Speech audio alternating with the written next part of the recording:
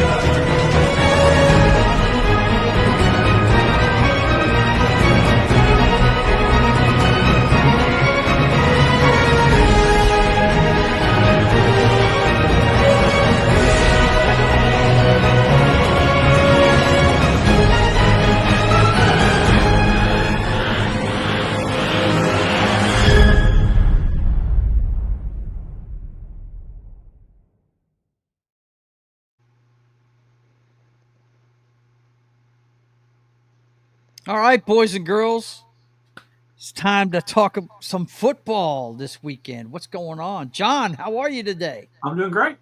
Yeah, you all set? You're okay. I really want to know what is up with the NFL putting Houston on first every freaking weekend of the playoffs. Every time they're in the playoffs, they're the first game. Every time. They want to get rid of them as quick as possible. Is that what it is? Yeah. Were they supposed to get rid of them last weekend and it just didn't happen? Is that what it was? Oh, man, it's crazy. But you're up first this weekend, so yeah, we'll talk about that here in a little bit. Knock, how are you doing, man? I'm here. I'm here. Yeah, he's worn out, folks, from playing Dynasty Wars. I haven't played it that much. Yeah, you have. I know you. Oh, You I got like 3 hours into it. You're a binger. Well, I am. I'm just saying I haven't gotten there yet. Oh, okay. So I can't make that statement until correct. Until tomorrow. Wednesday. When I see you Wednesday, I could say, yeah. Well, I think tomorrow is enough because that'll be a good 12 hours in. So yeah. Okay, man. Well, listen. I have some stuff on the national championship game. Do you have anything you want to point out about it before we get going? We're going to talk. Not really. We're going to talk first of all about the national championship. It's happening Monday. That was the path for both of these teams. Ohio State had to beat Tennessee, Oregon, and Texas to get there. And Notre Dame beat is it Indiana? Am I getting that right? The Hoosiers, right? Indiana, and then Georgia and Penn State to get there. So they both had pretty rough paths to get where they're at. But it's this Monday night. It's Ohio State versus Notre Dame, boys and girls. I'm pulling for Notre Dame because I just can't stand the Ohio State Buckeyes. That's just my stance on it. I don't like them. Let's check in with the chat. Keely Chow is here. He said, good morning, everybody. Fuck Notre Dame, he says. Nah, I'm the other way. Fuck Ohio State. That's my whole deal. Let's see. In my Jim Mora voice, playoffs, right? Yeah, exactly. What is there anything you wanted to point out in particular on this game, buddy? Not really. Just Marcus Freeman probably might get an NFL job, no matter the outcome of this one. So, Marcus Freeman, who is that? But just the head coach for the Notre Dame. oh, he's the head coach for Notre Dame. Yeah, probably. As far as he's taken him, was it? I think he was an in-house promotion, right, to this spot, wasn't he? When Kelly left, I think he was running the defense, right? And they decided to promote him. I think that's where he came from. But the two things I do have to share with you guys, we have the injury report for the game for both teams. Let's see. Denzel Burke, defensive back, probable. He's got an injury, but he's probable. Seth McLaughlin, offensive lineman, do we have to out. go through all the injuries? Nah, I'm just Okay. pointing it out. You tell me which one's the most important ones, bro. I don't know any of them. I mean, You don't know any of them. Okay. Well, no, you're the college football guy, you know. I mean, if there was some big ones, I would mention it. But I mean, Yeah. Well, look how many's out for the transfer portal. Yeah. I mean, well, okay, now hold on. Like that, then understand that this is Ohio State backups. Like this isn't anyone, you know, this isn't any of their starters. Right. These are players that are going to go somewhere else to start. Mhm. So, and these are like third and fourth stringers, maybe a second stringer in there. I don't know, but yeah. Aaron Nolan, never heard of that guy. There's who names their kid put Air, here. by the way? And they're all going to be at this game too, so it doesn't really matter. So, Yeah. They might not His be middle name's Jordan. Yeah. His middle name's Jordan. But I mean, you know, Will Howard, his wide receivers are all going to be there. Trey Henderson, the running backs are there. Notre Dame. I don't see anyone particular, but yeah, their skill players are there. So as far as I can tell. And then we've got also I wanted to show you guys. This is who the major websites and stuff are picking. Who will win? Almost all of them are picking Ohio State. Notre Dame's the underdog. 27-20. It's all within a touchdown too.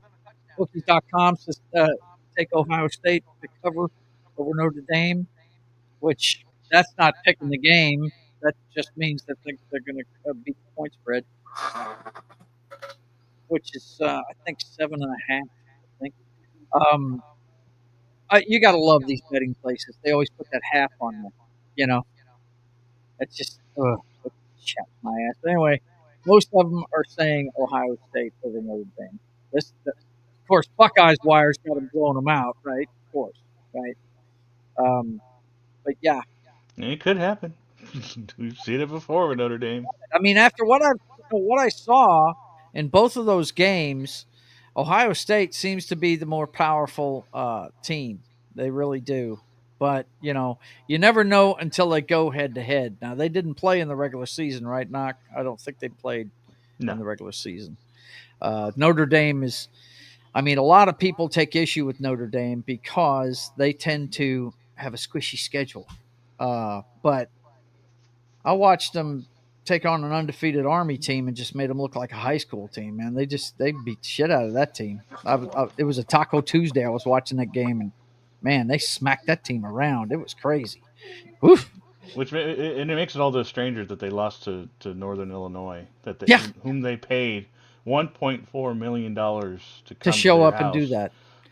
But by the same token, look who Ohio State lost to. A depleted Michigan team. I don't know if I would say depleted, more just like quarterbackless. But you know, I mean they went 7-5 and they won a bowl. So it's not the worst team in the world. It was not Northern Illinois. Like right. That is way worse than Michigan. Now, yeah. For Ohio State, you know, losing to Michigan is really bad. But I mean, in the grand scheme of things, a Michigan loss isn't the worst thing. Yeah, I hear you. So, what do you guys think? Who's going to win this game? I don't have a dog in this hunt. Don't even know. You guys know I don't watch college football that much, but from what I saw, the eye test tells me that Ohio State is the stronger team. That's what I saw. Now, but in college football, you really don't know until they play each other. You really don't. It's hard to come up with a measuring stick because teams will lay an egg every once in a while, man. They really will. But I'm pulling for the Fighting Irish. But it just if somebody put a gun to my head and made me pick this game, I'd say Ohio State. But John, what do you think of this one? Who do you think's going to come through? I think Notre Dame's going to pull the upset. I hope they do. I really do. Both of them are good defensively, that's for sure. But we'll see what happens. Knock, you've watched these teams more than anybody. What do you think? I think. I mean, I haven't really watched them too much because Ohio played just scrubs most of the season. So I don't watch blowout games, and they had a bunch of those, because their competition was shitty. But yeah, so kind of the same with Notre Dame. They played an ACC schedule with a few extras in there because they usually do. So yeah, I didn't watch too many of these games, but I've been watching the entire playoffs, and yeah, I just kind of filled the edges on Ohio because that offense can just go off at any time if they're actually throwing the ball instead of trying to run into a brick wall like they did. That's what happened with Michigan is they tried to overpower them with the run and not throw to their superstar wide receivers, which was asinine, and they did the entire game. So, and then when they got into the playoffs, they went right into using those two guys, and it worked. So, keep going. I'm kind of rooting for Notre Dame, but honestly, I don't really care who wins this one. Okay. Well, I think the whole nation's probably rooting for Notre Dame, unless they're Ohio State Buckeye fans. Because really, I mean, you either love Ohio State or you hate them. Really, I mean, I know when I was working at Libby Glass, our home office is in Toledo, Ohio, right? And every time LSU played Ohio State, there was more shit talking and bet making and name calling and shit going on between the friggin' supervisors and the higher ups. It wasn't even funny, man. It was ridiculous. But we'll see what happens this Monday night. What is it? 8 p.m. I think is kickoff on the East Coast. I think they're playing it. Where are they playing it? Atlanta, right? I think they're playing it in Atlanta. Yeah. So, yeah, we'll find out what's up. I'm pulling for Notre Dame though. Go Fighting Irish, man. Go Fighting Irish. I'm looking forward to that. Let's see. Keely Chow says because of Michigan, I now know what it's like to be an Ohio State fan. Yeah. Okay, so now we get to the big boys. We got the big boys. And the playoffs been interesting so far. Let's talk about the matchups from last weekend and what happened there. Of course, we had the Chargers and Texans were the first one last week. Let me pull this up over here real fast like. Texans outplayed the Chargers. What happened? Yeah, that's exactly what happened. You're absolutely right. The team with the most points won. Yeah. Look, if anything was obvious to me in that game, they need to get somebody besides a dwarf for Herbert to throw to. Yeah. My God, I don't understand. We call Quentin Johnson a butch yet? Yeah, it was crazy, man. It was absolutely nuts. Let me go ahead and pull this up real quick and get that off of there. Yeah, we had, let's see, did I pull it up? I thought I hit it. I guess not. Yeah, there we go. Should be up there. What? Okay, there it is. Yeah, 12-32. What a bad showing for a Harbaugh coach team in the first round. But then again, it's his first year with him. So Yeah. I don't know if he made the playoffs the first year with San Francisco when he was in the NFL the first time as a head coach. But yeah, the thing that was, how many drop balls could they have? The wide receivers for the Chargers were out there playing friggin' volleyball. I mean, he threw 4 picks in the game, and I know at least 2 of them weren't his fault, man. They went right off a guy's hands, right to somebody behind him. So, but yeah, he was pressing a lot. Herbert's got a lot to learn, and he should have learned by now. But then again, he hasn't played in the playoffs that much. So, the Texans, on the other hand, wow, we cooked them a little early, right? They kind of went backpedaling into the playoffs, and then all of a sudden they turned it on defensively for sure in this game. And the offense played well. You know what's funny? They started offensively like they have been the last 3 weeks. They looked like crap until that miracle play when friggin' who's their quarterback? Help me out. I'm having a senior moment. CJ Stroud. When he friggin' evaded capture on that, he was about to be sacked, and he ran away from it and just threw a ball in the middle of the field trying to get something to happen. Once he cracked that seal and they got a first down, it was on and popping. It was like all of a sudden he was rejuvenated and he started lighting them up. It was ridiculous, man. But up until that time in the game, which is, I don't know if it was the end of the first quarter or the beginning of the second quarter, it was almost a quarter into the game when that happened. And oh my God, it was over after that, man. He just lit them up after that. And then Mixon got going too. So it was pretty impressive because the Chargers have had a decent defense this year, and they just looked humbled. So, Knock, what did you see in this game? Yeah, just both. I mean, both quarterbacks were just throwing interceptions left and right. Yeah, they were. But it's just the Chargers couldn't take advantage of it, and the Texans could.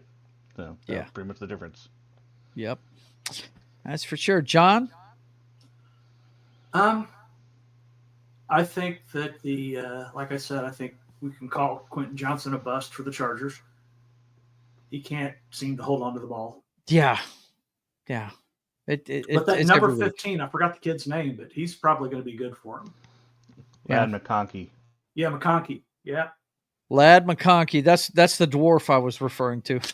Yeah, but he's a little guy, but man, woof. Yeah, he can do it. He can hit those routes like nobody's business. Well, he had the one highlight of the game for the Chargers, that big long touchdown. But other than that, oof. I don't even know who their tight end is. They've got to get some receivers on that team. I mean, I know Herbert's not he's beginning to look like I was high on him when he first came out, but he's beginning to look a little bit overrated to me now. But kind of Phillip Rivers-ish.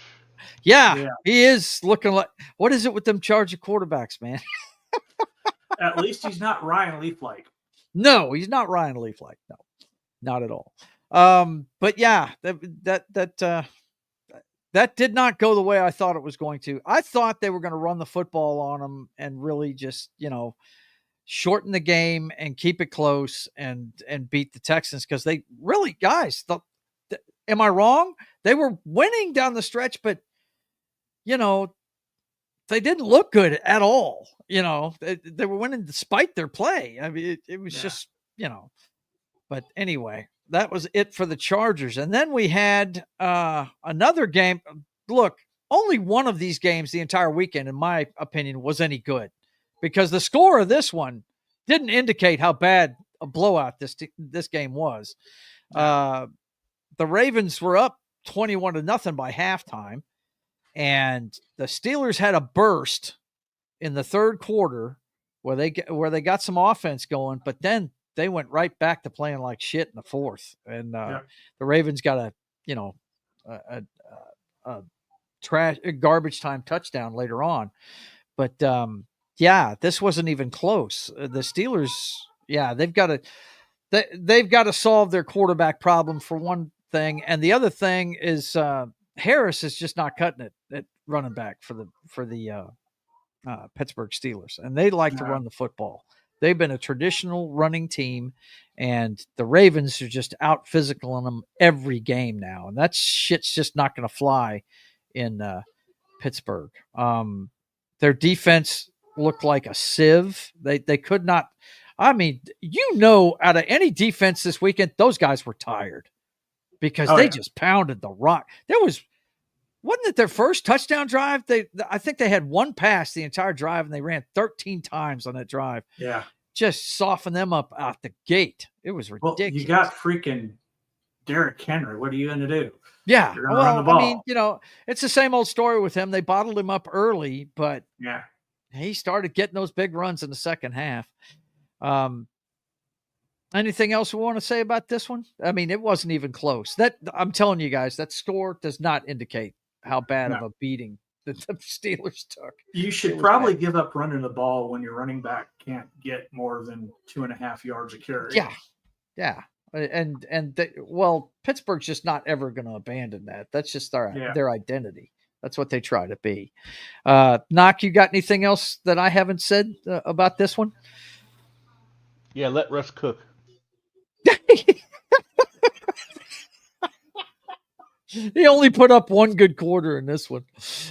He put a couple of good drives together, but man, wow. But you know what?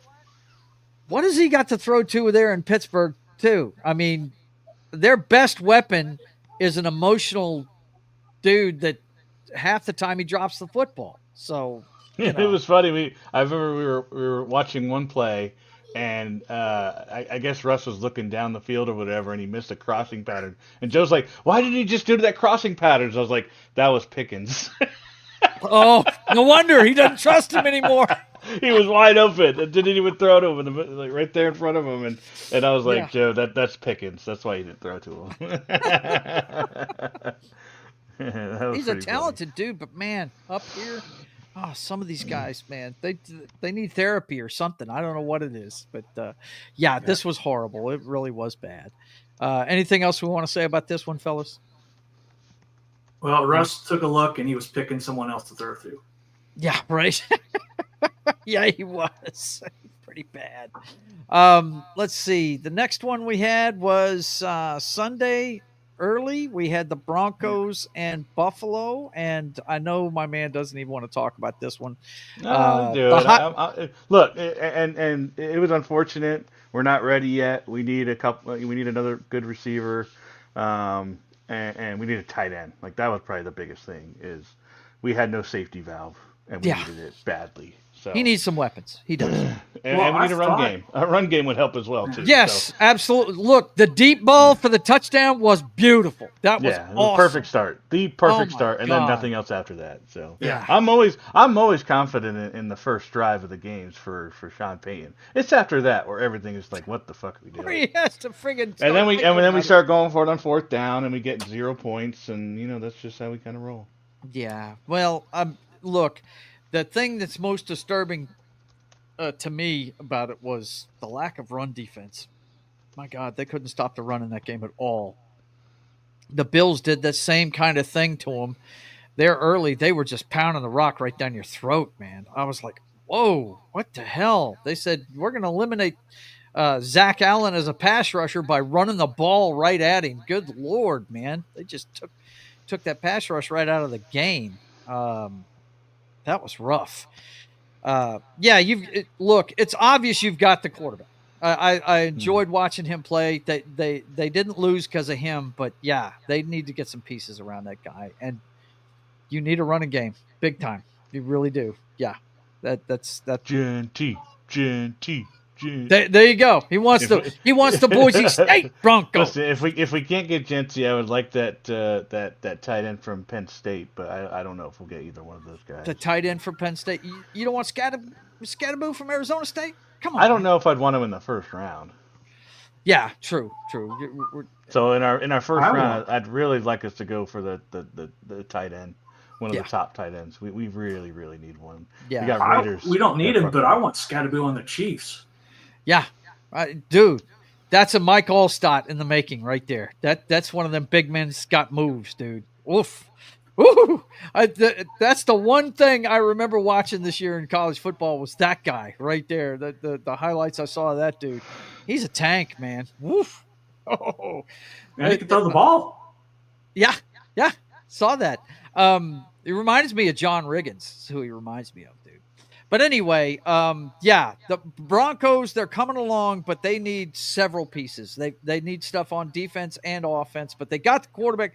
Look, you've got half the battle done when you get the quarterback. So, hey, we've got that part done. Let's keep going, building for those Broncos. And now he's got a year under his belt with Peyton. He's right. not a rookie anymore. No, he's not.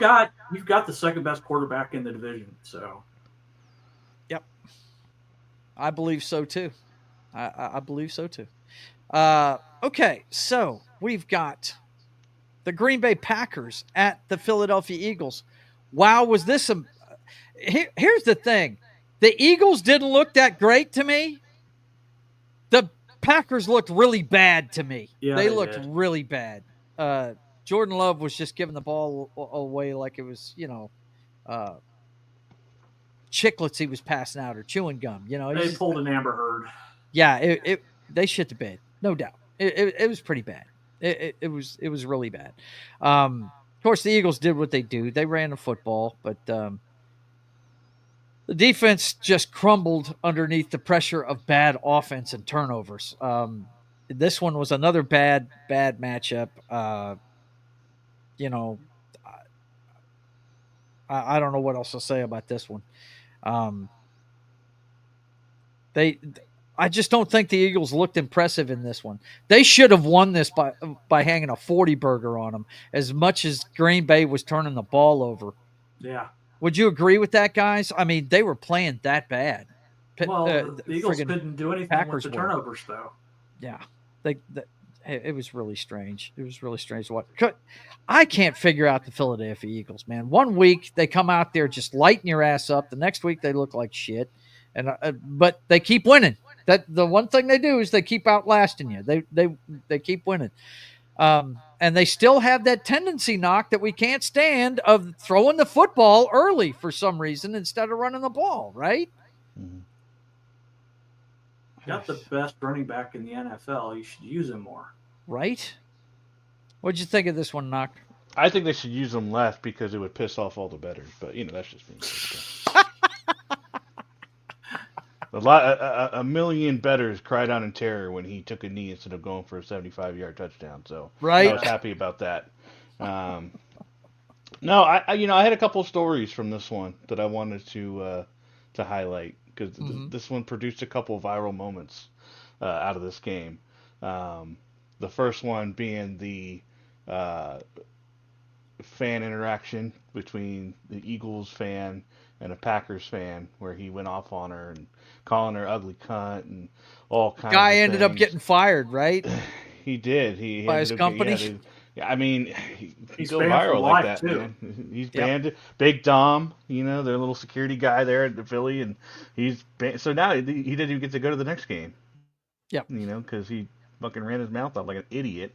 That mindset just doesn't make any sense to me. I love football too, but to ruin that's your whole Philly life fans though. That's the way no they control.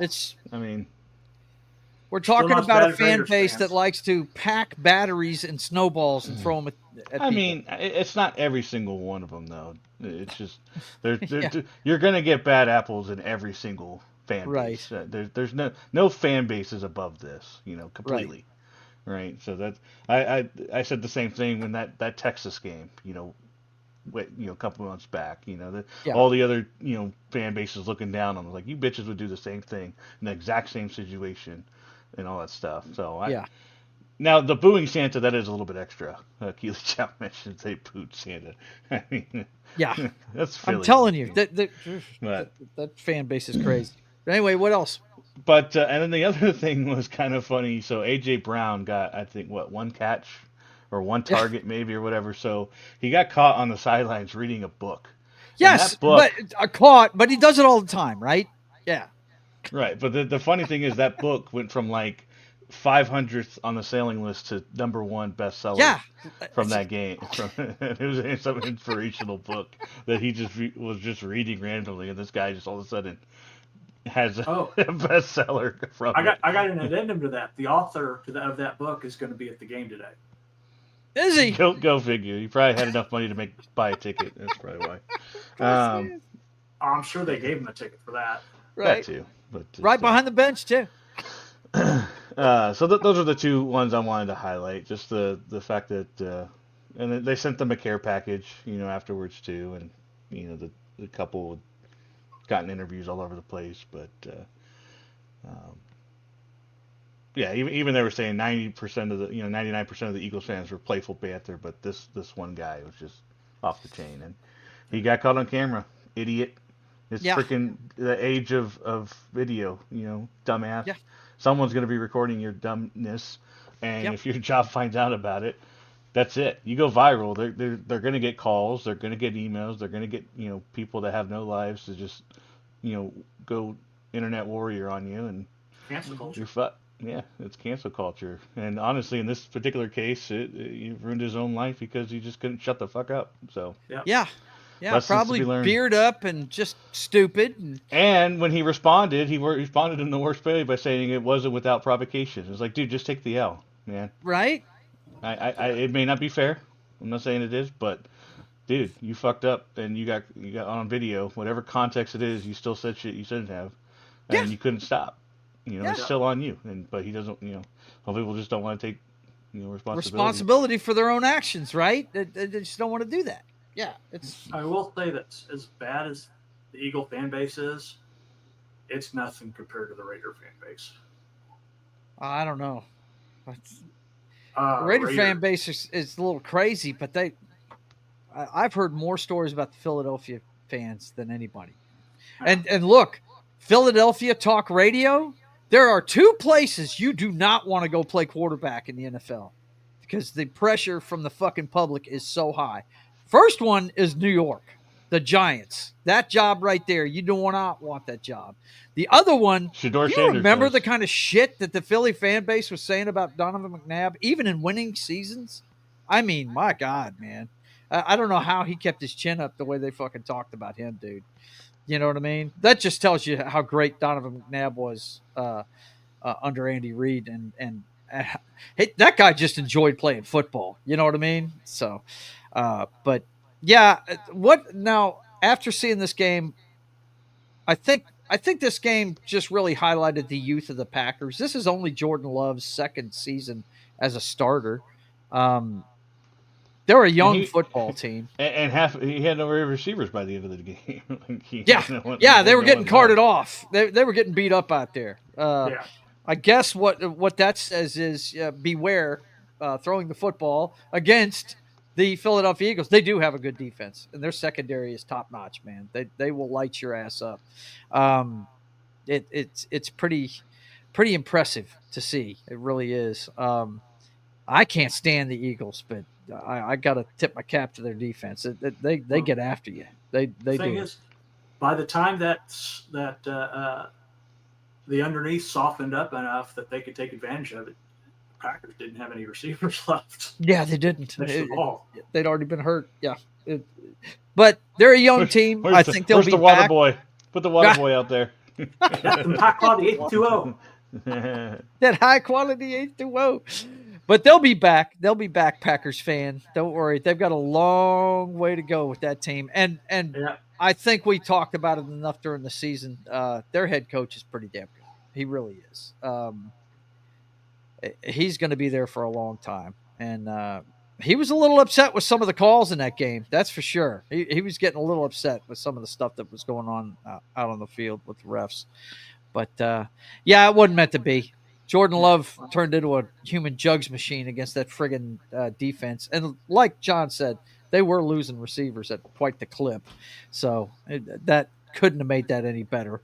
But they'll be back. They'll be back. Yeah. They've got a quarterback they can build stuff around. So they'll be fine. Absolutely. And they're look, it's been my experience. The Packers win in the playoffs when they have a good defense. And their defense is definitely better than it has been in the last few years. So, they keep growing and learning. They're gonna make some noise in the future. Yeah. The best game of the weekend, boys and girls, the only one that wasn't a blowout, I didn't even get to see. I only saw the end of it because I went and saw Nosferatu Sunday night. So, but from all accounts, it was a great football game. You guys tell them about it. Knock, tell them about this game and how it went and all that good stuff, man. Yeah, just kind of more inconsistency from the Buccaneers more than anything else, I think. But yeah, neither team could do crazy amount, but Commanders did just enough. And they did like they usually do. They came back and took they cashed in on the opportunities that the Bucs were giving them. The mistakes that the Bucs made were cashed in on every time. So I think didn't the Bucs didn't they miss a field goal late in the game or didn't go for it on fourth down when they should have or something like that? And I thought it doinked. That's when Washington went all the way down and tied it. Yeah, man. Look, I think one of the best stories this year has been Jaden Daniels and what he's meant to that football team.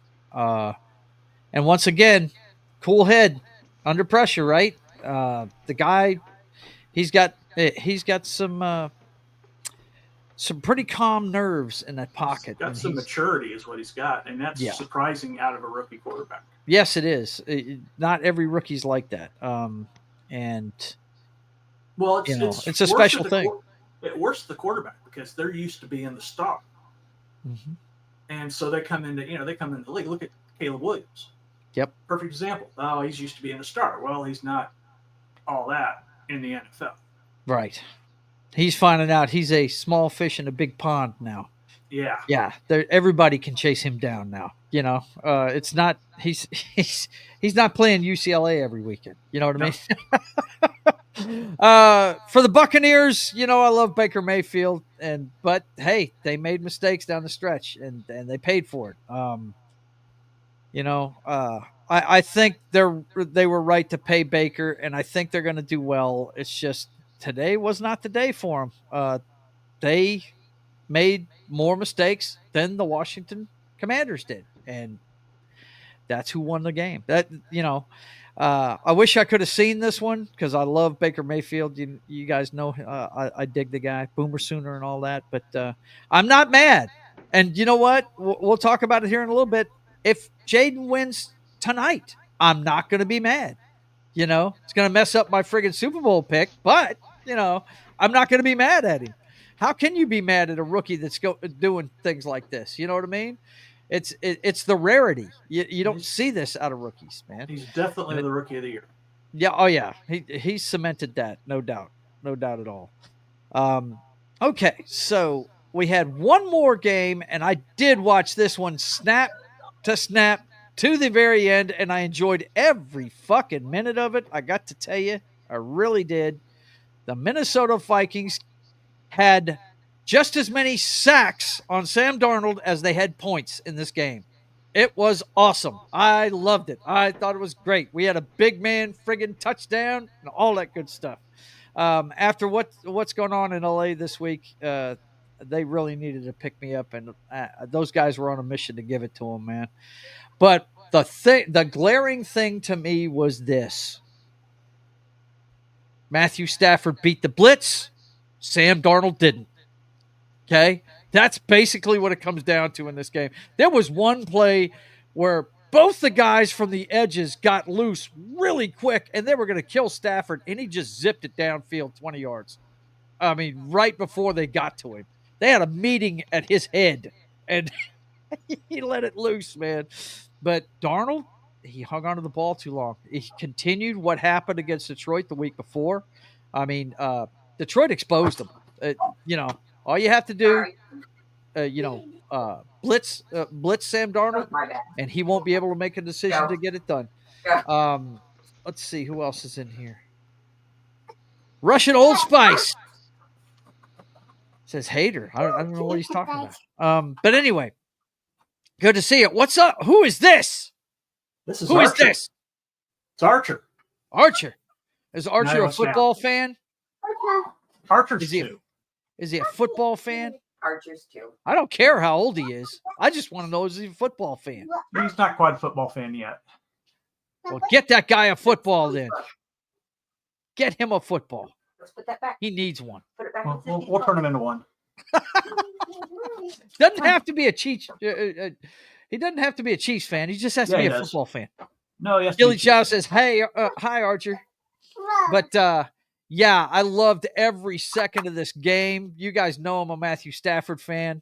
No big Rams fan because they're in my division. They won the division this year, and but you know, after what went on in LA this week, it was obvious from the get-go that they wanted to win that game big time. Everybody on the sidelines was wearing LA Fire Department gear, and it was pretty cool. It's pretty cool to see, man. It was a lot of fun. Knock, what'd you see in this one, buddy? I saw a bullshit call that took all the Vikings momentum away from and could have changed this game. Are you talking about the flip forward? Yeah, that bullshit call where they took away the touchdown that would have tied it up because he was going down to the ground and then happened to flick it away, and that counted as a pass. Bullshit. Bullshit. That was clearly him trying to get rid of it before he went down to the ground for a sack. I don't care that anyone was in the neighborhood. Puka Nakua was right there, bro. That doesn't matter. There's no way he could have possibly known that he was there.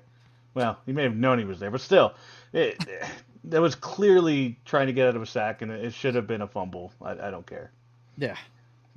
If he had done the same motion but it went backwards, it would have been a fumble. It's bullshit. Yeah. Well, and I feel like that changed the whole game, and yeah, I feel like I think momentum could have shifted and gone the Vikings' way in that one, and because it didn't, they took it away. So. I call bullshit on that one. So I knew right then and there the Rams were going to lose because refs were clearly on their side. Yeah. Well, you know, I say it's a wily old veteran move, but that's just me. You know. Hey. Oh, I mean, it is. If he could get away with it, yeah, pull it off. You know, clearly he can. There you go. You know, John, what did you think of this one? Well, I only saw the last quarter. So. Oh, really? Oh, yeah. And there wasn't nothing else to see at that. But yeah, it was already over. Number 8 and 9 sacks, and you know it was over. So by that point, yeah. So. Oh, hail to the Redskins! Yep. Is the meaning there? Gotcha, man. Very cool. Hope you're rooting for them tonight. That's definitely not what it means in text. There, Russian Old Spice. That is definitely not what it means. No one outside of DC would ever think of that. Right. Well, I got to tell you, my view on this game was a lot different than Knox because I'm a Stafford fan, you know. But my favorite play of the game was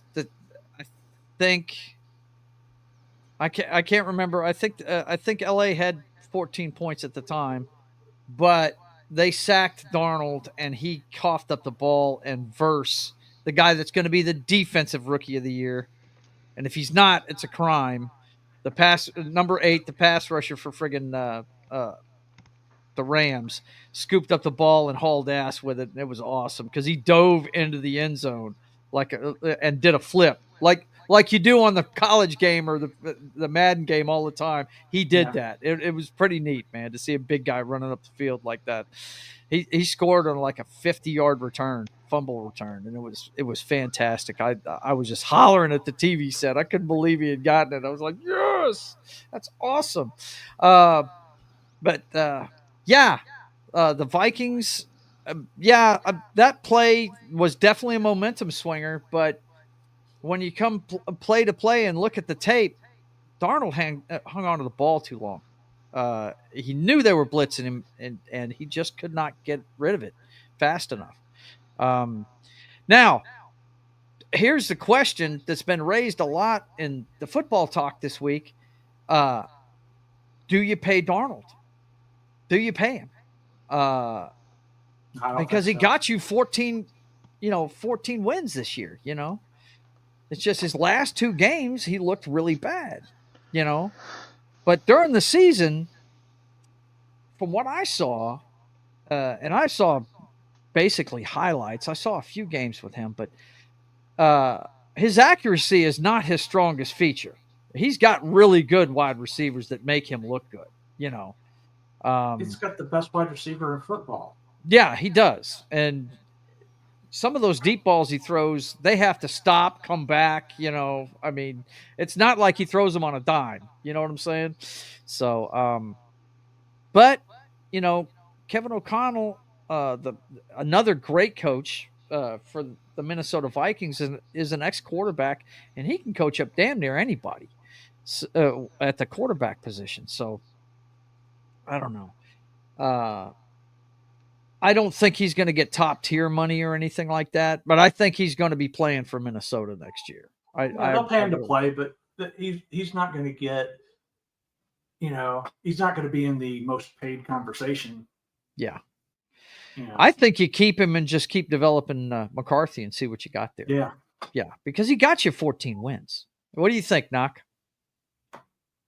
If I were the Vikings, I wouldn't do it. Just because you got McCarthy sitting in the wings and he's on a rookie deal. Yeah.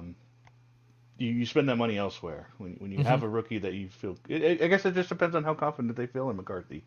Especially coming off an injury. I mean, he's young, so coming off an injury is... when you're younger, is better, if anything. But I would let someone else pay Darnold a shit ton of money, not them, and get stuck in it because they just got out of Cousins. They just got out of that. So why do it again? Yeah. Thing. So let's not repeat the mistakes and go forward with what you already have and try to find another vet that can, somewhat replicate. Sam Darnold is not special, so you could find another guy that can do what he does for cheaper. There's a reason why Sam Darnold's been a career backup. There's a reason for that. My brother says that all the time about backup quarterbacks. He goes, "There's a reason why they're the backup." We may not see the reason right away, but there's a reason why they're there. Yep. Okay, so we've got this weekend's matchups, boys and girls. Yes, we do. That's where it leads us here to the final 8. We start this weekend off with it's good to be the king, huh, John? You get to start the whole weekend. No, you're starting the weekend because Houston Texans are still in this round. And for some reason, they put Houston out there first. And according to John, the reason why they do it is because they just want to get them out of the picture as quickly as possible. I can tell you, on that list of teams, there's only one that I don't want to win at all. So, that's mine. Yeah, pretty much. So, well, yeah. I'm fine with anyone on that list. Now I'm kind of rooting for like the Texans, the Bills, and the Vikings. Well, it was the Vikings, but now the Lions because they haven't won one, right? So I'm always gonna root for if my team's not in it, I'm always gonna root for the ones that haven't won a Super Bowl. So. Right. Yeah, we don't have a dog in the hunt now, so I'm pulling for Houston in this one too. I mean, anybody who's not a Kansas City Chiefs fan is pulling for the Houston Texans to pull the upset. We all are. I mean, because that's the fun thing about sports is that it can happen. It can happen. Now, the chances of it happening in the Arrowhead, recent history says no. But they did play once in the regular season already. And if I remember correctly, the Chiefs didn't blow them out. They hung with them for 3 quarters. They didn't wear down until the about halfway through the 3rd quarter into the 4th. That's when the point differential started to show. Oh my God, here we go. This is an accurate representation. The U.S. is cheering for this Saturday. little spot in Texas. I don't know. A little spot in Texas. Is that where? I don't know where that is. Is that Dallas? I don't know where Dallas is in Texas. That's Dallas. That's Dallas. Is it? Okay, so there you go. Because they're never going to root for the Texans. There you go. Even Alaska and Hawaii, they probably don't even care about football. They're just trying to live. That's too good, man. That's too good. But yeah, look, the defense for the Texans. They played extremely well last weekend. But can they improve on the game that they had against the Chiefs the last time? And I think it's more the offense has to pick it up. The defense is playing good enough to keep you in the game with the Chiefs. Now, what was the final score of that? I'll have to look that up. You guys, John, tell us about your football team, and I'll look up the last time they played each other. Let's talk about the injury report. Okay. Oh, I do have that. Hang on. I do too. I do have the injury report, I believe. No. Joe, you look at the other thing. Okay. And let him do the injury report. Okay. Texans are out Tegan Quintero. They're one of their tight ends. All right. Nobody knows who's that is. Let's stick with the premium ones. Yeah. Questionable is Joe Mixon, Alshire, and Robert Woods. There's no way Mixon's staying out of this game. No. Mixon's going to play. Yeah. Yeah, but how much he plays is a question. Depends on if he re-injured that ankle.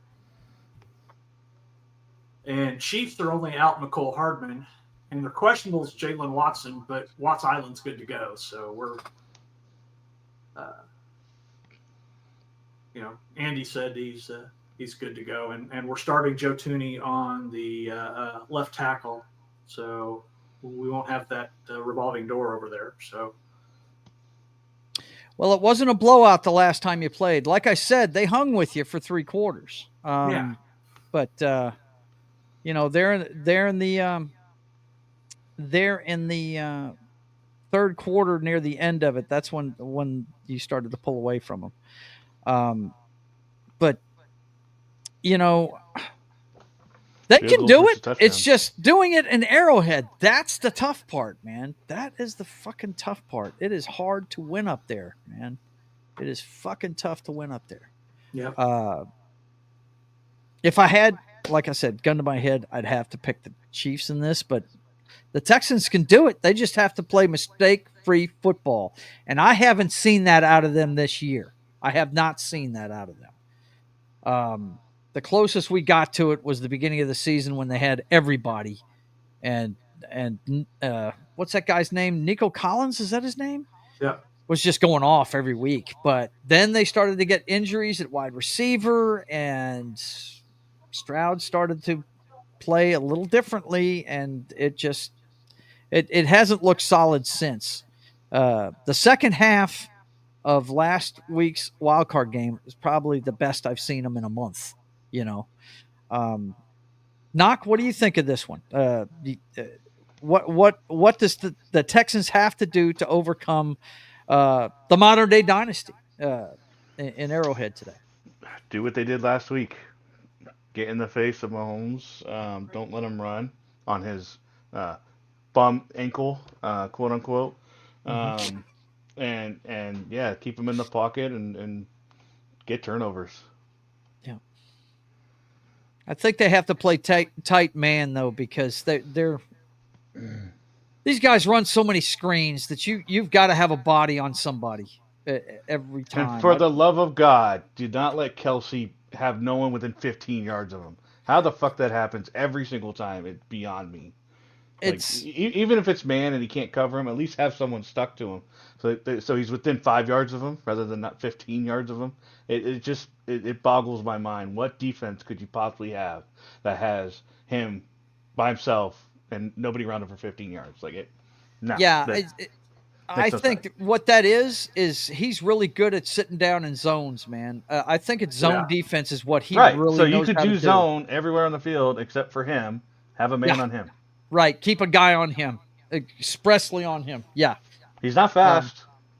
He's big, and so I'm not saying he's not going to win a lot of the one-on-ones, but at least you can negate the yards and not leave him 10 yards open. That's all. Well, the reason why that happens is because he's really good at that chip as he comes through and knocking the defender off his. That still has nothing to do with coverage, though. That has nothing to do with coverage. Well, you don't chip coverage. That's called offensive pass interference. That feeds into more what I was just saying. They need to stick with man coverage in this game, because if you don't have somebody, I understand playing back and everything against this team, and letting everything stay underneath. But you got to play man coverage underneath those two safeties. You have to. And here's the problem, though. Here's the fucking problem. Pacheco's back. He's Yep. And that guy's a good runner. So when you play those two safeties back, they're going to hand the ball off, and he's going to get yards. We got Kareem Hunt too. So I mean, yeah, mm-hmm. Yeah, it's tough. It's a tall order. It really is. But hopefully they learned enough. They gleaned enough from that game. But here's the thing: Reed's going to change his game plan from last time. You know, that's the one thing, and that's probably why Bill Belichick really revered that guy so much. He never plays the same way twice against a team. So, you know, it's all going to be changed up this time. They're just going to have to be able to be really good at the in-game adjustments. Whoever does that in this game is going to win it. I'm giving it to the Chiefs, but I'm pulling for the Texans, no doubt about it. We all know who you're going for, John. Knock, who you got in this one? I mean, it's pretty clear. It's the same as me, right? Chiefs, but you're rooting for the Texans, right? Yeah.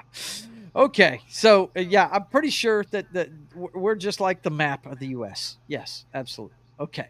Later on tonight might be the game of the weekend right here. Well, I don't know. Tomorrow night's game's going to be really good. Tomorrow night's game's going to be the game. It's going to be really good. Real quick, Joe. Yes. Apparently, State Farm pulls Super Bowl ad following backslash over canceling policies for California.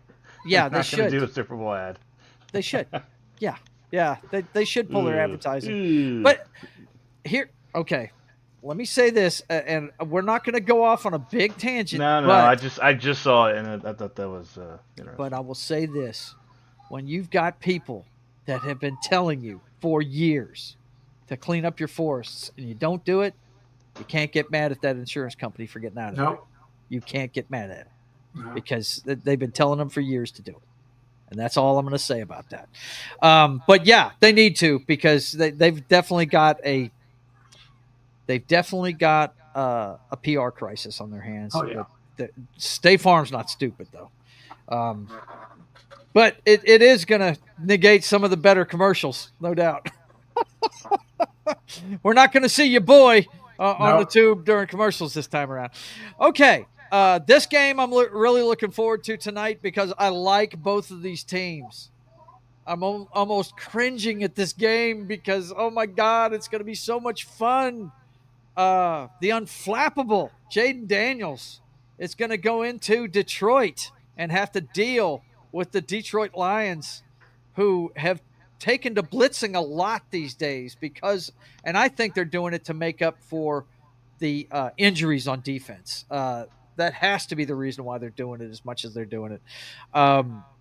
And hats off to Aaron Glenn. He's done a great job adjusting to all those injuries he's had on the defensive side of the ball.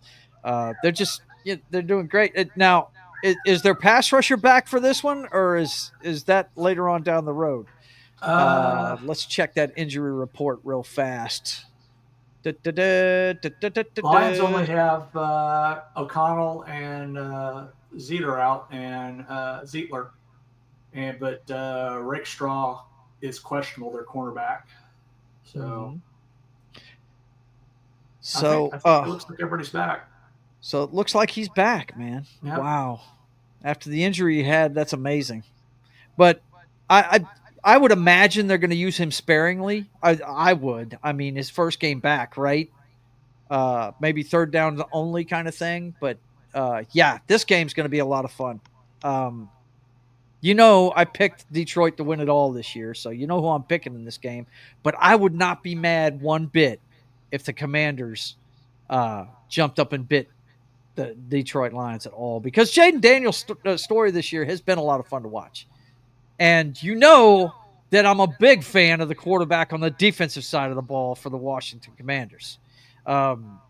He's going to be a first ballot Hall of Famer. That Bobby Wagner is one of my favorite players of all time.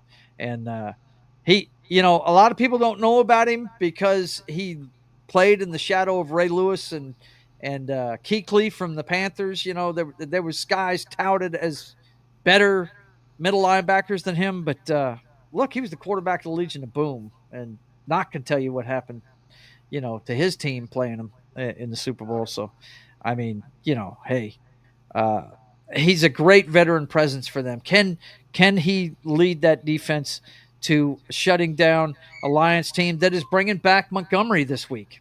We're going to have Sonic and Knuckles on the field again. Wow, there's a lot of storylines in this game.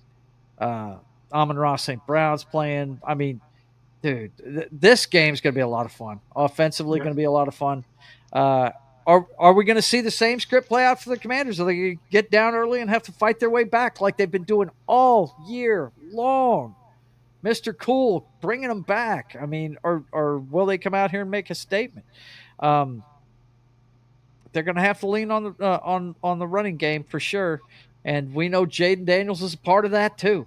But it's going to be fun to watch. John, what do you think of this one? Well, I think it's Detroit's game to lose. I mean, they've got everything in hand. They've got the tools to win it. While he's unflappable, this is his biggest game to date. I mean, this is their division, and it's not one of those where you can afford to lose, because you lose, you're out. It's the playoffs, and is he going to stay calm enough to take the Commanders all the way? Yeah, we've seen it happen before. Yeah. But out of a rookie, no, it's never happened. So no. Is this the weekend that the Cinderella story ends? That's the question. Well, even getting rid of playoffs as a rookie, that's yeah, he's done well. Mm-hmm. He's done really well. Sure has. Knock, what do you think of this one? I'm fine with a shootout. I think that it could very well be. Yeah. Yeah. I don't know. I think it's just going to be a fun game to watch. I don't mind either of these teams winning. I think and we mention it all the time. I think we're all closet case Lions fans. So I just kind of want to see the Lions go all the way, and whatever the best way for the Chiefs not to make it, that's who I want to play in the game. So it's not the 49ers this year, so I know they're not going to blow it. Right? Eagles might blow it, so I want to see the Lions, see if they can do it. Yeah, me too. We had the show regular show up, so I gotta do my thing here, guys.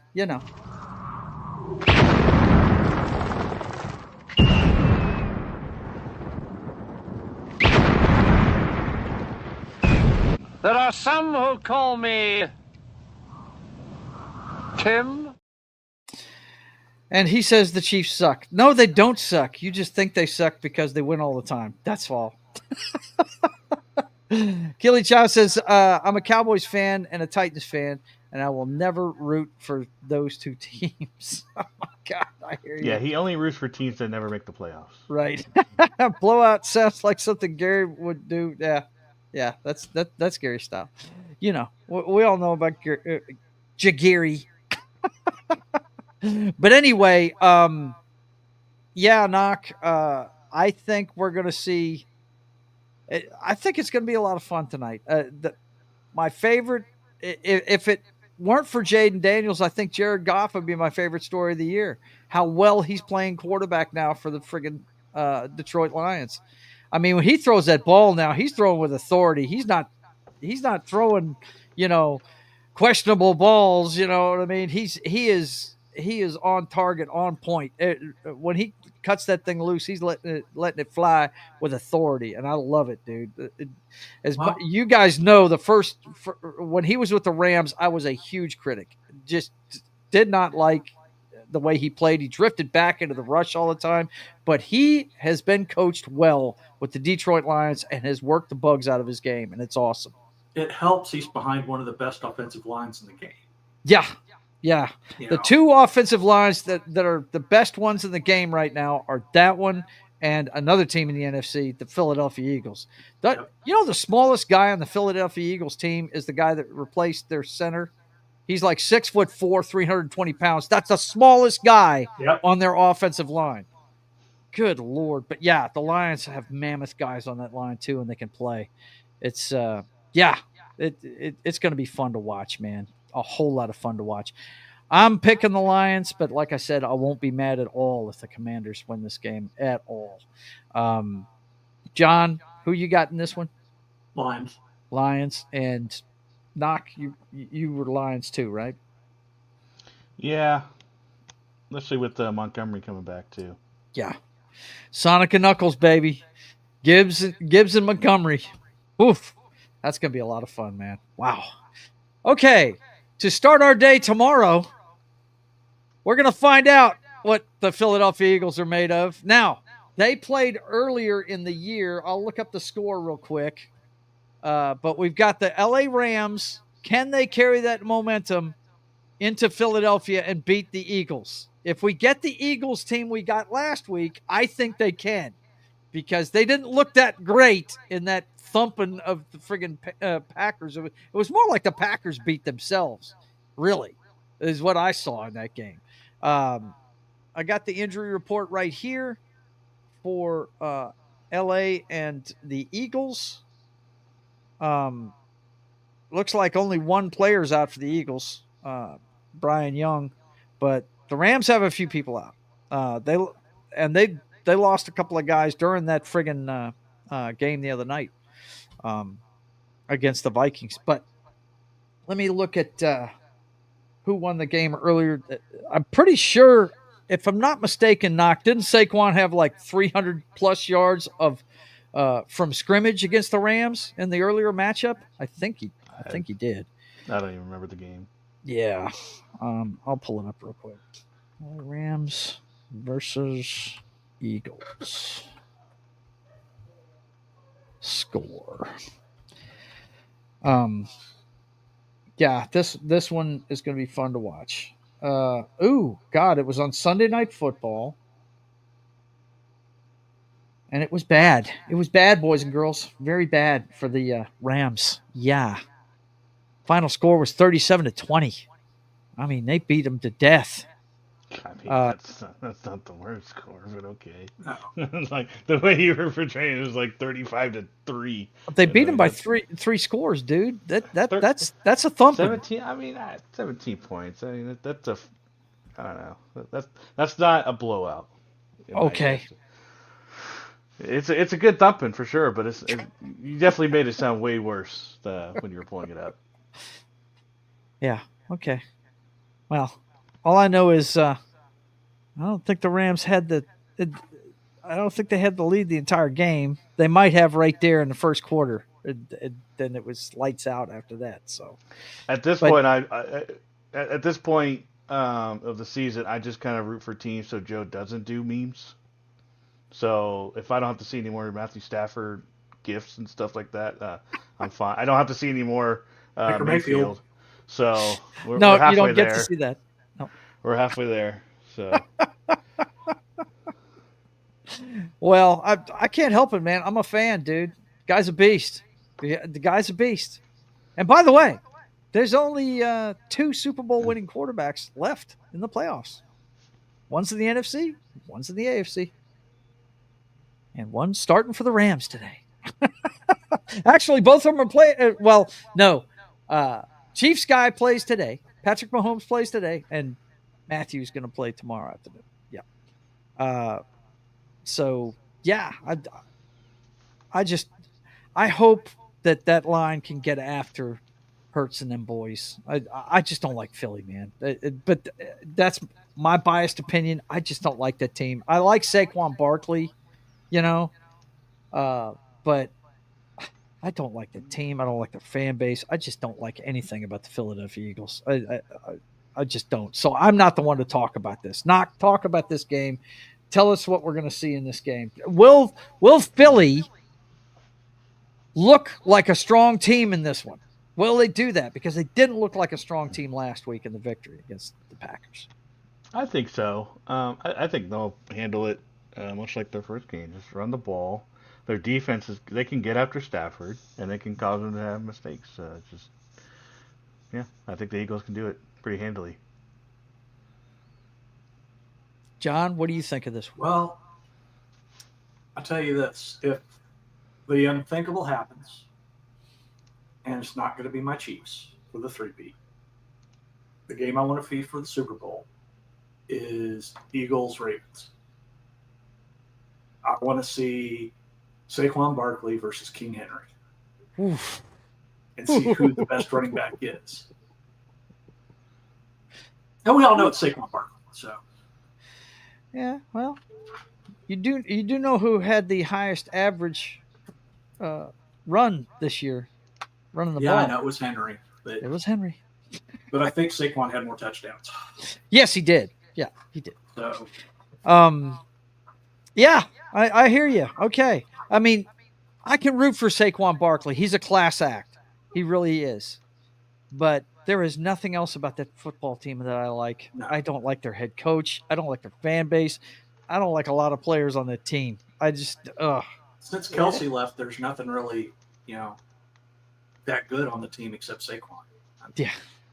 Yeah. I mean, Hurts is so up and down, man. There's times that he just looks unstoppable. And then there's times that he throws balls. I'm like, where are you throwing that football? What are you doing? And I don't want to feel that way about him because he's another guy that played for the Sooners, that I'd love to get behind, but he makes these plays that are just like, dude, what the hell? By the way, his name's unfortunate. Yeah. By the way, had to do a little research real quick, but there's actually a third Super Bowl winning QB in here, but as a backup. I was fixing to say, is he playing backup in one of these games? It's Jimmy G, and he's a backup for the Rams. That's right. He is a backup for the Rams. Last time he won a Super Bowl. He was still playing. I thought he retired. No, Jimmy G's the backup for the Rams. He's not even that old. I can't remember. But last time he won a Super Bowl as a backup. Now he's backing up a team trying to go to the Super Bowl. So hey, there you go. Another count for the Rams there. That's what I want to hear. Because look, man. Even if they don't go to the Super Bowl, you said if the Chiefs don't make it, this is what you want to see. If Washington doesn't beat Detroit, I want to see Matthew Stafford versus Jared Goff in the NFC Championship game. I think that would be an awesome storyline. The two teams that swap quarterbacks going at it for all the marbles. You know what I mean? Yeah. That would be awesome. And we know the Rams have already done it with their guy. Can Goff get it Joe, who was our if you can indulge me for a second, who was our picks for the Super Bowl? Picks for the Super Bowl? I have it right here. Mine was Chiefs Packers, so I'm already out. You and I picked the same thing, Knock, but you picked the Kansas City Chiefs to win it, and I picked the Detroit Lions to. No. Wait a minute. Knock picked San Francisco to play the Chiefs. That's right. He wanted the rematch of a few years ago. And you picked KC to win it. Let's see. John's has already been blown because he had Kansas City versus Green Bay, and we saw what happened to them last week. And I picked Kansas City versus Detroit, and I've got Detroit winning it all. Okay. So I'm just a year early on the Packers. So I'm just a year early on the Packers. Oh, okay. Gotcha. Okay. So my Super Bowl that I want out of all these matchups has got to be Bills and Lions. Bills Lions, yeah. Because right then and there, you already have no matter what, someone's getting a Super Bowl. You guarantee somebody is going to win a Super Bowl that they haven't won the Super Bowl before. Now, Detroit has won NFL championships before. It was in the Stone Age of the NFL, but they have won championships. And so is Bills. Bills went 4 times to the Super Bowl. They just couldn't get the job. Okay, no, you don't understand what I'm saying. We're not talking this about is pre-Super Bowl. This is pre-Super Bowl, John. Okay. The Bills have never won a championship in the NFL. Ever. Yeah, you might as well be talking about the Browns. Yeah. Right. Yeah. The Browns won several NFL championships. But that would guarantee that we have a brand new Super Bowl winner that's never done it.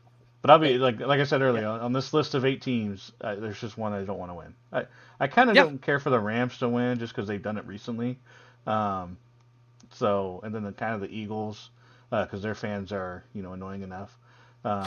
But yeah, I think we have a good mix of teams here. Of Yeah, a lot of them, the majority of them I want to win, just not the one. And this is the same situation it's been the last 2 years. I just want one team not to win it, and they've won it the last 2 years. So what's up, old Daniel? It's good to see you. My nephew's in. I do think this year, rather than the other 2 years, has been the best chance for the Chiefs not to win. I feel like the other teams have caught up finally, and the Chiefs haven't been playing their best. So I feel like this is the best year for someone to knock them off. Yeah, but we'll see. They managed to find ways to win, so that's all that really matters. We're a playoff team. I look at the Chiefs. I look at the Chiefs now, and all I see is the Patriots, circa the early 2000s, and it's not because of the comparisons between Brady and Mahomes.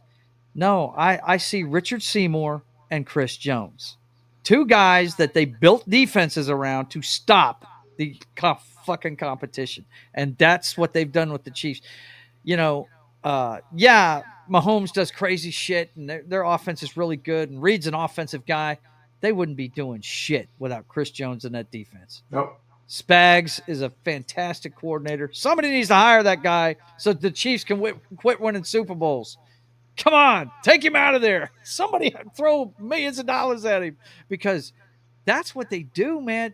Look, if it's like the last couple of runs they've had, today when they play the Texans, they're probably not even going to throw the ball. They're going to run Pacheco and just play shutdown defense and run screen passes and slowly chip away at that team, because that's how they did it last year.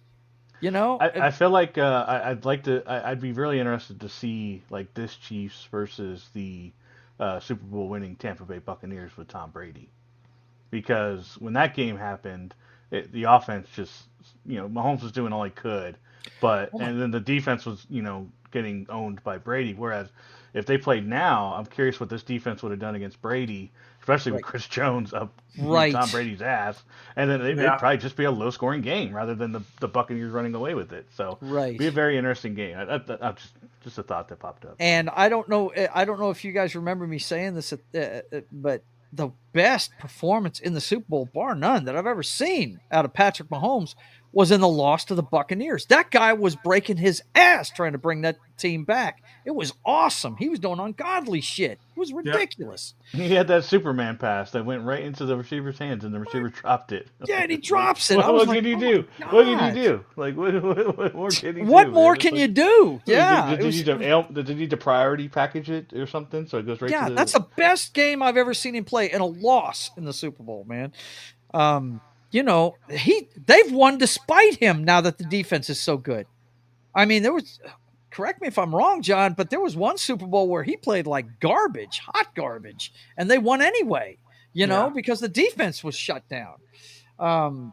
But yeah. I agree, Ryan. I agree. What's he saying? Hopefully KC gets their ass beat. Ryan Miller says, good to see you, Ryan. Good to see you. Yeah.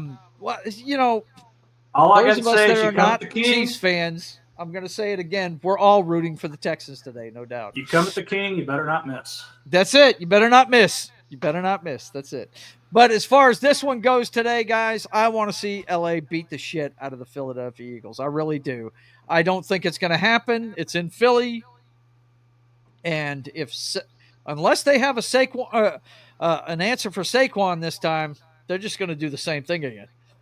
Keep giving it to him, and he's going to run roughshod on him. Like I said, he had 300-plus yards from freaking scrimmage the last time they played.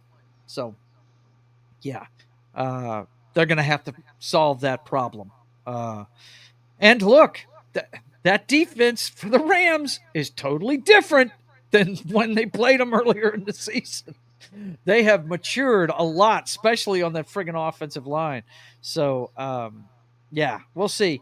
Don Shula's grandson is running the defense for the LA Rams, and he has really, really improved them over the season. So it's going to be fun to watch tomorrow, excuse me. That one's at 2 p.m. tomorrow afternoon. Yeah.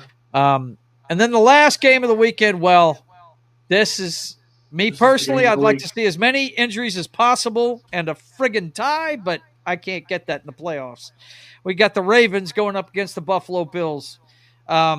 Two teams that are just monsters. I think I really do think that whoever wins this game is probably going to be the MVP of the NFL this year.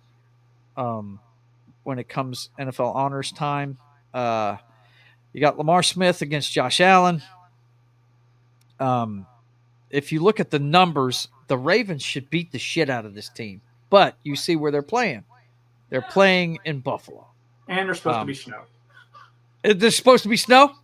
Oh, I love it. Oh, that's going to be awesome. Did they play this year, guys? Did they play each other this year? I don't think so. I don't think they Hang did. on, let's take a look. Because I feel like this MVP race would have been decided already from that game. Yeah. They played on September 29th, and the Ravens beat the holy living shit out of them. And I do mean that this time, Knock. You tell me if they beat the shit out of them. Yeah, that's more appropriately ass kicking. 25 points? Is that big enough for an ass beating? Now that was in Baltimore. Yeah, it was in and Baltimore. The Bills were still kind of that's pretty early on. That's September. The first month of the season. Yeah, that was probably week 4. Definitely a lot of changes since then. Maybe week 3. That might have been the third game. Yeah, so but now in this case the Birds are going north for winter, so this is kind of well, Baltimore. Oh, come on, Baltimore's not that far away from freaking. Yeah, but there's a difference they don't between play. New York and down here. It gets cold in Baltimore, but it doesn't get Orchard Park blizzard It cold. doesn't get negative 0 degrees. It doesn't get that cold in Virginia. I live around here, so it does not get that bad. Well, we get snow. That's basically it's where at 20 they're degrees. at. They're in Baltimore, Maryland, but it's pretty close to Virginia. It's pretty close to D.C. It's a 3-hour drive for me. Yep. The thing is, though, if we do get the amount of snow from a lake effect, it does play into the Ravens' hands because it does. They've got the better running back. They do. I mean, I'm not going to disagree with that, but don't shortchange James Cook. Yeah, and Josh Allen. And Josh Allen. I mean, he can take off too. I don't see if you're like I don't see the difference between Lamar Jackson and Derrick Henry being monumentally higher than Josh Allen and James Cook. That's all I'm saying. No, they're not monumentally, but I think they've got the edge. If it's a snow game, and they can't throw the ball, I think it's going to go. I feel like if it's a snow game, it's not going to matter. To be honest, I mean maybe a 10 yards than anything. I think it's going to be. I don't think it's worth that much more. It's all going to be running because they both can do it. That's all. Yeah, so. It's all going to be running though. It's going to be Cook and Allen running, and it's going to be Smith and King Henry running. If it's bad weather, it's hard to fucking throw. And no matter how good you are, it is hard to throw. And really, if it's bad weather, I'd have to give the edge to the Bills, just because Lamar Jackson will make mistakes in a football game. He will. And he will hang on to the one thing in his game that pisses me off the most. The guy will hang on to a ball way too long. He will dance around back there way too long, trying to make something happen. And I just don't think the Bills' pass rush is going to let him do that. I think he's going to have to make a decision to get rid of the ball, and he's not great at that. He's not. So I think if it's bad weather, I'm with Knock. I think Josh Allen has a big game, because he's the bigger, tougher guy. If Lamar's running in the snow, it's going to slow him down, and he's going to get lit up. And he's not as big as Josh Allen. And Josh Allen's a tank. He can take those hits. I don't think Smith can. Go ahead, Knock. I'm sorry. Jackson. I'm saying Smith. I always do that. Lamar Jackson. Yeah. The temperature's supposed to be about 12 degrees with a wind chill at 2. Yeah. Wow. They're gonna be all huddled up, and Jackson's last loss in a game where the kickoff temperature was below 36 degrees came 5 years ago. Over his career, Jackson is 8-2 in games where the temperature is under that mark. Whoa! I He's a stand cold weather- corrected, he's John. a cold weather player. What about Allen? Well, I don't know. I just got Oh, you don't have that stat. Okay. This is called Undefeated. selective statistics. That is what this is called, folks. This is where you only read one side of the stats, and it sounds good, but you don't read the other one. That's probably just as good, most likely. So there you go, folks. They're playing hang at on, home, hang man. on. I'm not gonna leave you. You know, Let's look this let's up. all wait. Let's all stop what we're doing so John can back up his non-stats. Well, I tell you this much, man. I think it's going to be a great game. Honestly, when it comes to this one, it's 50-50 for me, to be honest. At this point, it's kind of like I'm leaning Bills just because it's at home, but more than anything. Even if you don't think weather is as big of a factor in this one, because it's going to affect both teams, no matter what. I just because it's a home game, I'm going Bills. If it was in Baltimore, I'd probably pick the Ravens. A lot of the country roots for the Buffalo Bills because they feel sorry for them because of all those Super Bowl appearances and no victories. It's true. And hey, a lot of people are pulling for them because they've never won a Super Bowl, and I think that's what Knox's saying more than anything. Want to see somebody different. The Ravens been there, done that, right? But Lamar Jackson has never been there and done that. 9 years and how many MVPs and potentially another one? And may get a third one this year, and still not make it. Okay, cool. Peyton Manning before he won his first Super Bowl, basically. So that's all they kept saying about Manning. Sure, he's a regular season darling, but not much. And it wasn't until he got a defense that I still remember that season too when the Colts finally won it. Yep, they had their defense had been iffy all season long. But as soon as they got into there, I think their first team was the Chiefs, and the Chiefs was running the ball down everyone's throat. I think, and the Colts defense just destroyed them on the run. Well, it didn't hurt that they faced that killer Florida Gator in the Super Bowl. What was the quarterback's name for the Bears back then? What was his name? Oh, not Kyle Orton. He was a nobody, though. He was a nobody. No, Rex Grossman. Rex Grossman. That's it. Yes. Sexy Rexy. That's it. Oh my God. That's the guy he dueled with to win that Super Bowl. I was so rooting for the Bears because of that defense that year with that. Oh my God. Yeah, it was so great. Lovie Smith's defense was awesome. Brian Urlacher was the middle linebacker. He was Devin Hester in his returns in that Super Bowl. Started out with a bang and then just nothing else. And Sexy Rexy had to go and blow it for him. Yeah. Man. Well, Allen's just as good in the cold as Lamar. So there you go. So something's got to give, basically. Something's got to give. The immovable object against the unstoppable force. All right, and I think the edge does fall to the Ravens because of Derrick Henry.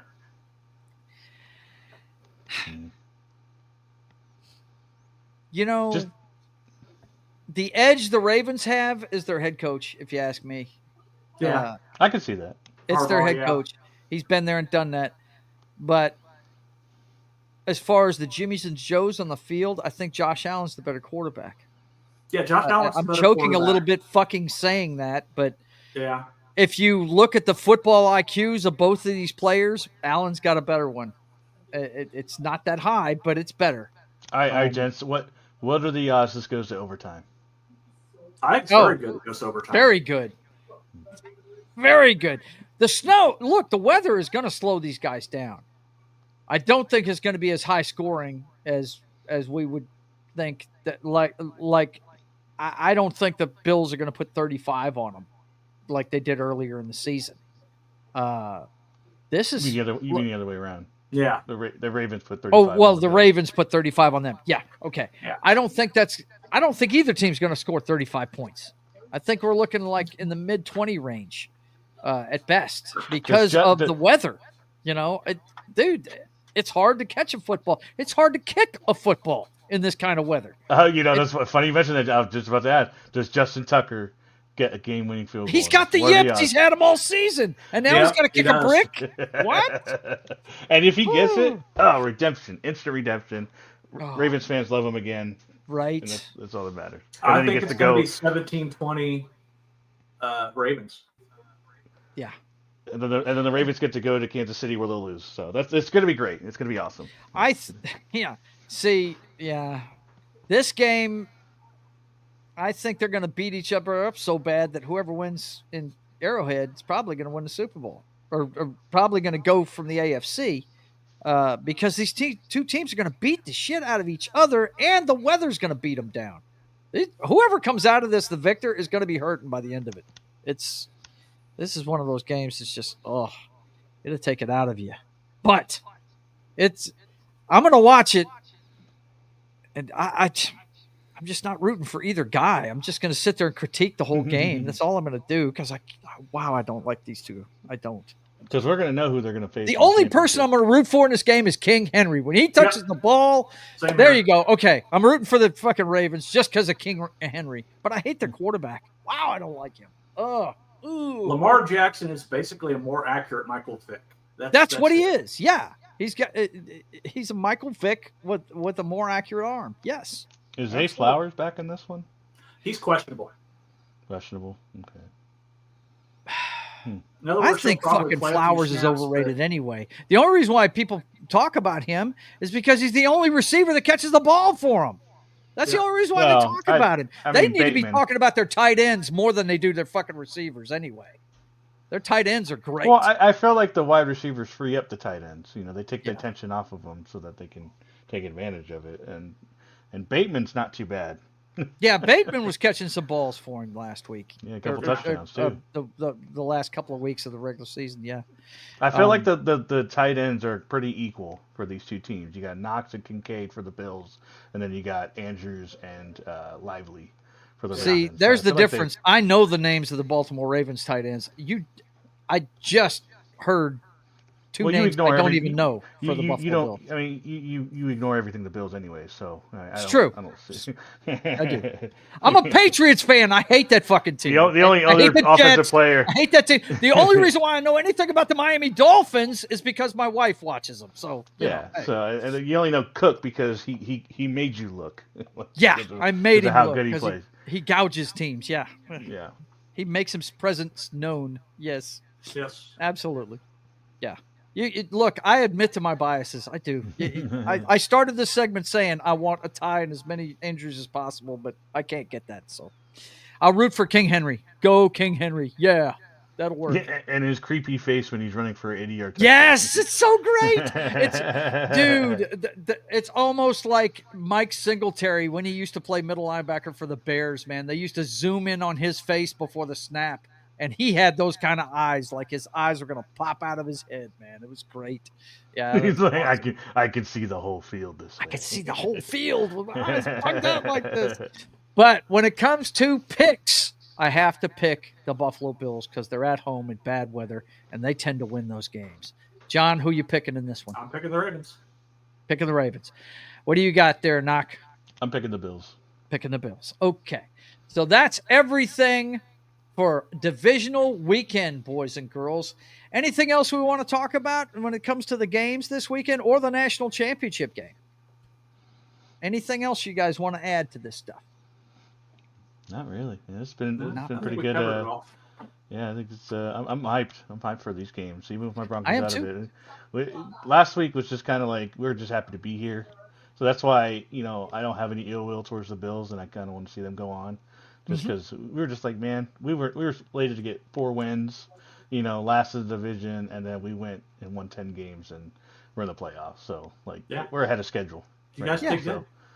So get us some weapons. The defense is relatively solid. I'm not a fan of the bend and don't break defense, especially when it starts getting broken after it's been bent so much. Right.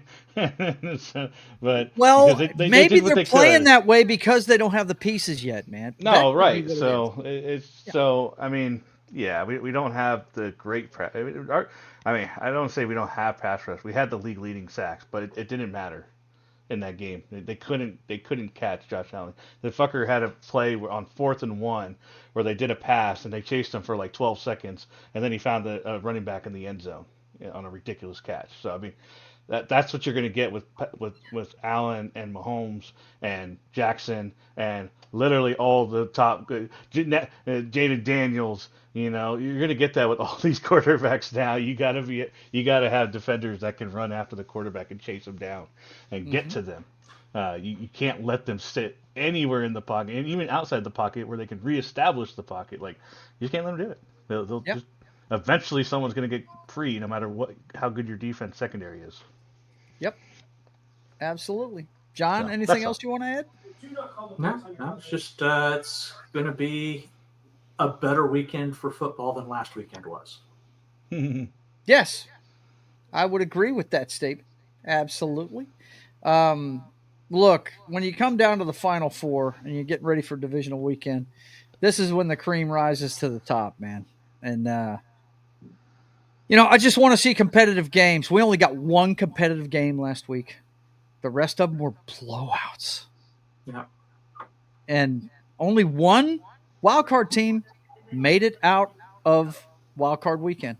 Only one. And it's a great story. And they did it the same way they've been doing it all season long.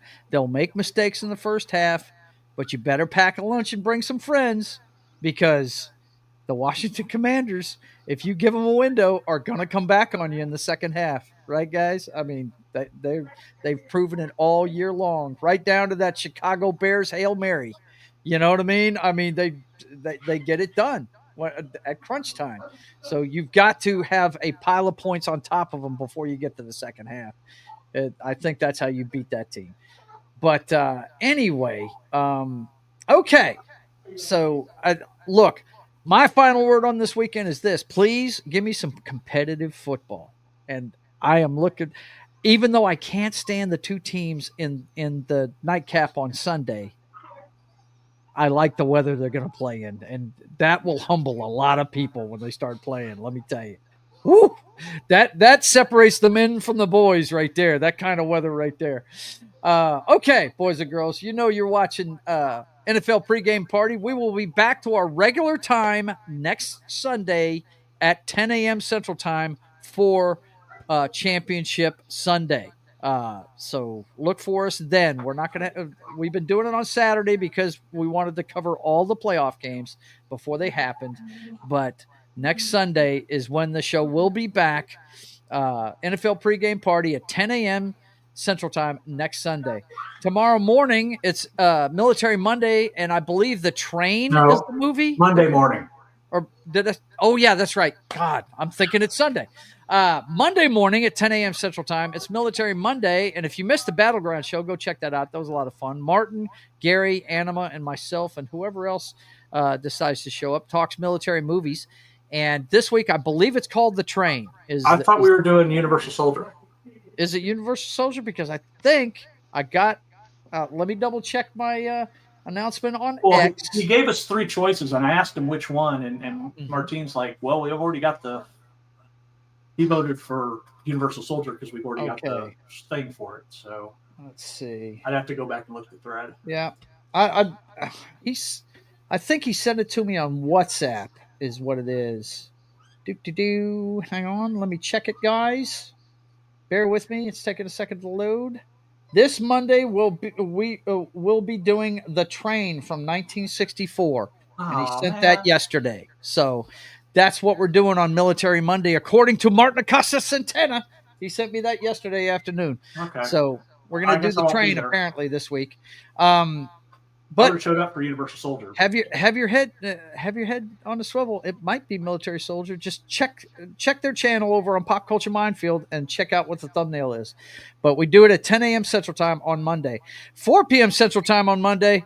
It's going to be a look at Val Kilmer in Top Secret back in the day, an airplane style movie about spies. It's a lot of fun.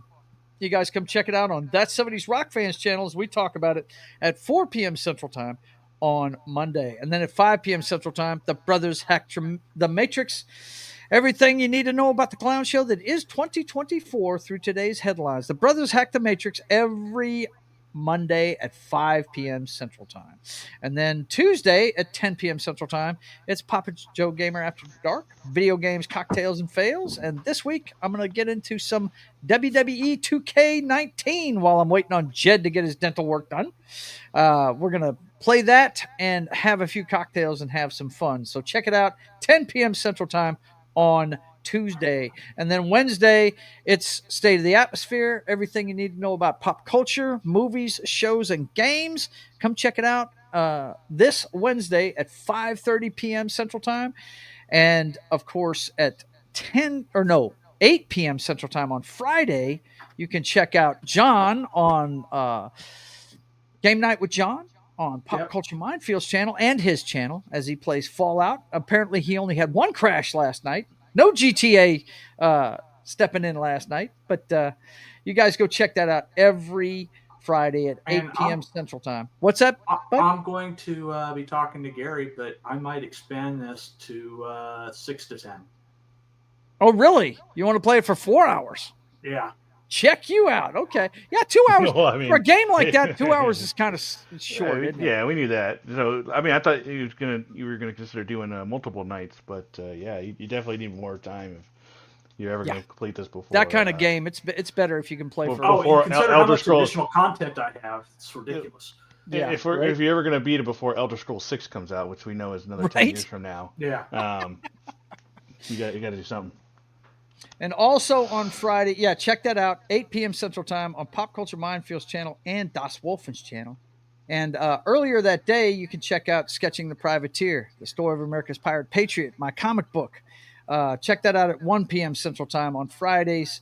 And then it's right back around to us on Sunday for divisional, or not divisional, but championship Sunday. So I want to thank everybody in the chat for being here. We saw some new faces. I hope you give us a subscribe, like, all that good stuff. And until we see you again, I want you guys to keep on keeping on. God bless.